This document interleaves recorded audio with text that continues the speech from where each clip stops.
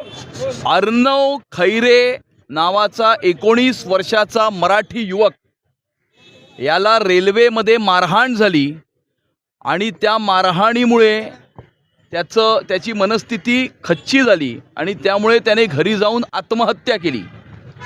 कुठेतरी भाषा प्रांत याच्या आधारावरती समाजामध्ये तेढ निर्माण करण्याचं राजकारण काही राजकीय व्यक्ती आणि काही राजकीय पक्ष करत आहेत।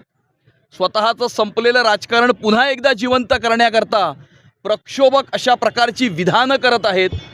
लोकांची माथी भडकवण्याचा एक केविलवाणा प्रयत्न ते करत आहेत आणि याचाच एक परिणाम असा झालेला आहे की रेल्वेमध्ये अशा प्रकारची घटना होऊन मराठी तरुणाला आपला जीव गमवावा लागलेला आहे।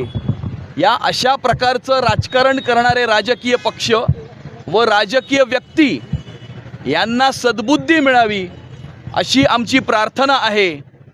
आणि आज या ठिकाणी जे एक मराठी गीत आहे, माणसानी माणसाशी माणसा सम वागणे हीच आमचे मागणे हीच आमची प्रार्थना। भाषा प्रांत याचा भेद विसरून सर्वांनी एकत्रितपणे राहणे, एकत्रितपणे माणसाने माणसाशी माणसासम वागणे हे मराठीतलं गीत, मराठीचा कैवार घेणारे काही लोक यांनी हे गीत ऐकावं, या गीताचा अभ्यास करावा आणि या गीतापासून काहीतरी शिकावं अशी आमची इच्छा आहे। आणि या राजकीय पक्षांना व राजकीय व्यक्तींना सद्बुद्धी मिळावी आणि आपण केलेल्या कामाच्या आधारावरती, आपण केलेल्या विकासाच्या आधारावरती किंवा भविष्यामध्ये आम्ही मुंबईकरांना काय देणार आहोत याच्या आधारावरती राजकारण करावं, याच्या आधारावरती मतं मागावीत आणि अशा प्रकारे लोकांची माथी भडकावण्याचं काम करू नये। समाजामध्ये भाषा प्रांताच्या आधारावरती तेढ निर्माण करू नये। मुंबई शहराच्या सोशल फॅब्रिकला कुठेतरी धक्का पोहोचवण्याचा एक केविलवाणा प्रयत्न कोणीतरी करताय।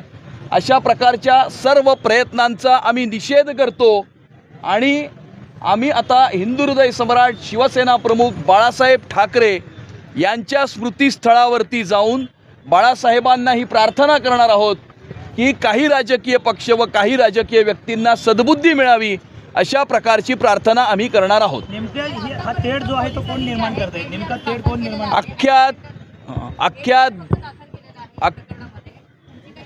पोलीस यामध्ये इन्व्हेस्टिगेशन करत आहेत, प्रिलिमिनरी इन्व्हेस्टिगेशन करत आहेत। पोलीस आपलं काम करतील।